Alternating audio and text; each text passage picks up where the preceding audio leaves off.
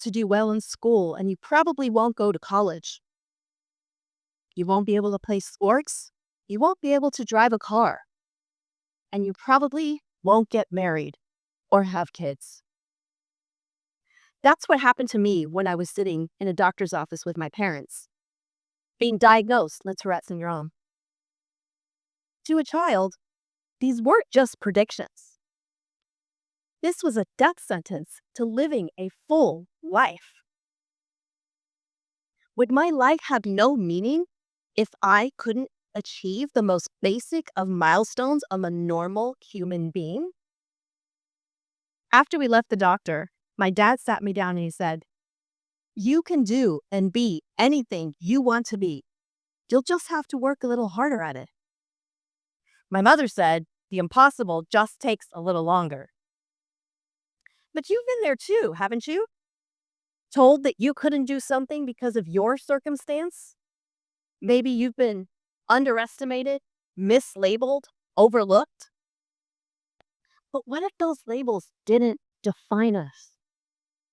Today, I'm sharing my story for the first time to educate people on what it's like to live with Tourette syndrome.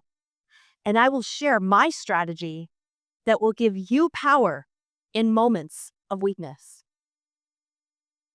I had a pretty normal childhood until the summer I turned 9. I had developed what sounded like a cough or a hiccup. The sounds became more frequent, and soon, body twitches started to accompany them. At first, my parents thought I was messing around. And I wasn't doing this on purpose. I had zero control over my own brain and my body. Frustrated with me, my dad cut an onion one night and said I would have to eat it if I didn't stop making those sounds. But this punishment backfired because I love onion. That's when my parents realized this was serious. Our pediatrician sent us to a neurologist who suspected that I had Tourette. But in 1981, not much was known about it. So he sent us to a renowned geneticist at the City of Hope who studied Tourette syndrome. Not only did I have a Tourette diagnosis, but I also had comorbid disorders as well. OCD, ADHD, ODD, anxiety. If it had a D in its name, it was on my list. I had all the Ds. Once I was diagnosed, my 4th grade teacher made it clear she didn't want me in her class. My classmates were confused at this new Amy with these new habits. My teacher retaliated. Every time I made a vocal tic, she would take her chalk and mark a hash mark on the chalkboard. A public condemnation of something I couldn't control. By the end of the day, that entire chalkboard was filled with hash marks. It didn't just humiliate me. It taught my classmates that this type of abuse was acceptable. My 5th grade teacher wasn't much better. He sat me at the back of the class at my own table, far away from the other kids and the chalkboard. And one day, he came in with this giant cardboard box and he cut it open and he stretched it around my desk, creating my own solitary confinement. I couldn't see the teacher, the other kids, or the chalkboard. He couldn't see me if I raised my hand to ask a question. All I could do was sit behind that cardboard wall and read my book in shame and embarrassment, while tears rolled down my face. These were the adults that I was supposed to trust. They were the ones who were supposed to help me learn and grow.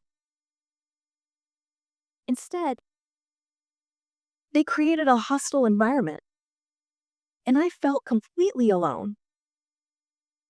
Nobody ever talks about the emotional impact of having a tic disorder or the impact on our mental health, especially in children. Yet, even in those moments of humiliation, something inside me refused to give up. It was then that I found the sport of baton twirling. It saved my life. I'd found an old baton in the street in front of the house one day, and my mom saw me playing with it, so she enrolled me in a Parks and Rec class. Twirling the baton made me forget that I had Tourette. The concentration needed to twirl in both hands, toss the baton up 20 feet in the air, and catch it. It created enough of a distraction long enough for me to calm my tics. When I performed and I was twirling, I didn't have any tics at all. It wasn't just distraction. It was freedom. For the first time, I could focus my mind and feel in control of my body. What started out as a hobby turned into my lifeline. With each spin of the baton, I rewrote the narrative that was given to me as a child. I wasn't limited. I was limitless. Baton twirling gave me a sense of purpose, and when I started to win championships, for the first time, I began to feel like I was worthy. When I was 18, my parents sent me to a coach in Toronto, a world-renowned coach, and she showed me just how resilient I could be. And she helped me become the UCLA Golden Girl feature baton twirler, and I traveled the world competing. When I retired from competition, I became a twirling judge. And a few years later, I had the idea to approach the two biggest twirling organizations in the world to form a union. And then later, I became a founding member of its first joint board. The impossible really does just take a little longer. And I'm glad that doctor was wrong about me being able to excel in sports. You heard about me living with Tourette in my younger years. And it didn't stop me from finding love.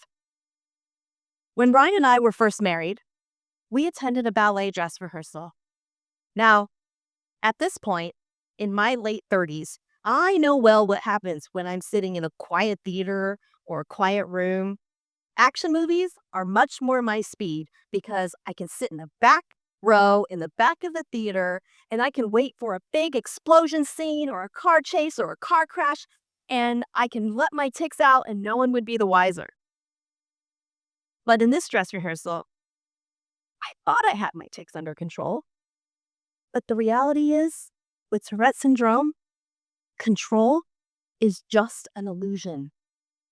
My brain has its own rhythm, its own cadence, one that I can't always silence, no matter how hard I try.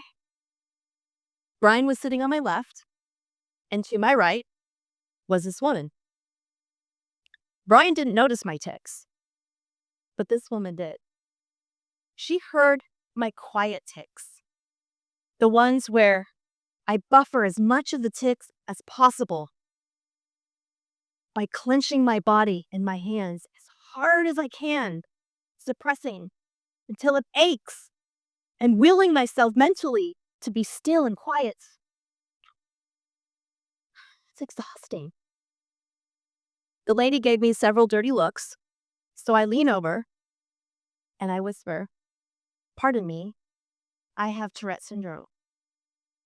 To which she replied, "You should not be allowed out in public."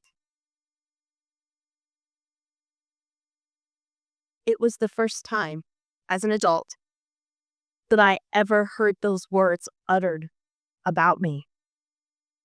And sitting next to my husband, I felt humiliated. And all the abuse that I had endured came rushing back in that single moment. You know, some days I have pretty good armor on, but that day, it was too much. There are other times where I'd be standing in a queue somewhere, minding my own business, and all of a sudden someone from behind me would shout in my ear. And I'd turn around and they'd smile and say, "I was just trying to scare the hiccups out of you." Or someone would ask, "Is there a dog in here? I hear barking." And here's the thing that no one ever tells you about Tourette. Suppressing tics isn't just physical, it's also emotional. For every tic that I suppress, I'm holding back a piece of myself. I'm holding back a piece of myself trying to fit in a world that demands perfection. Suppression isn't a solution, it's a survival mechanism. And survival isn't living. Looking back, I realized that every step of my journey has taught me a lesson about resilience. These lessons have become my guiding principles, and I want to share them with you today. You're going to love this. I call it tics. When you're faced with a challenge that you need to overcome, use this acronym to remind yourself that you can get through anything. T, trust yourself. Have faith in your abilities. And even when the world doubts you, just take one courageous step forward.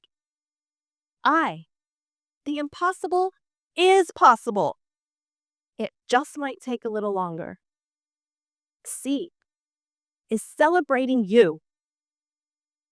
How many times have you rewarded yourself when you've achieved something incredibly difficult, or for you just being you? S is the strength already within you. And if you don't have enough strength, lean on someone that you trust to lift you up and keep you going. Using these guiding principles has helped me have the resilience to not only finish high school, but to graduate from college and law school, and to go on and marry a wonderful human being. It gave me the courage to start a promotional products company when I knew nothing about how to print a logo on a mug, and then having it become an award-winning multi-million-dollar business. When someone shares a part of their identity, like I am here with you today about Tourette, it's not something to pity or to fix.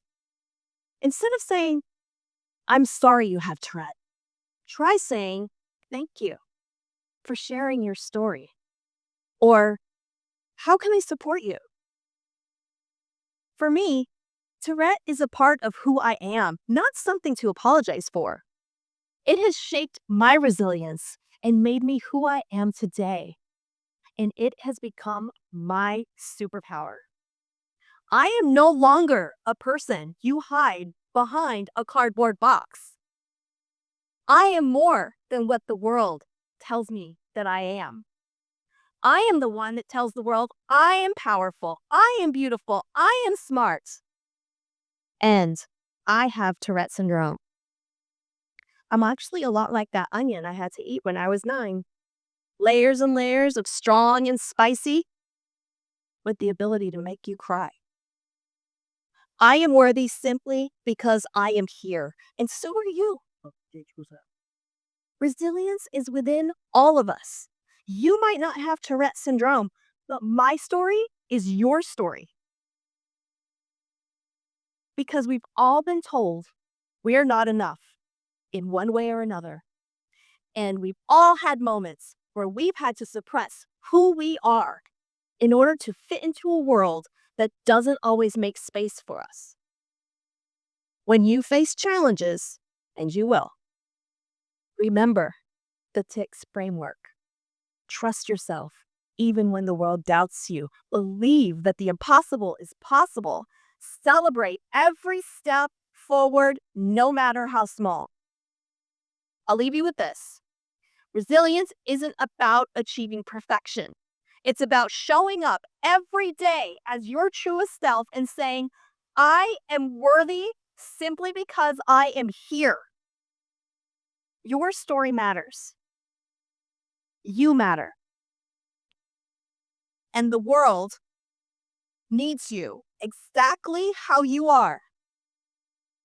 Tics and all. Thank you.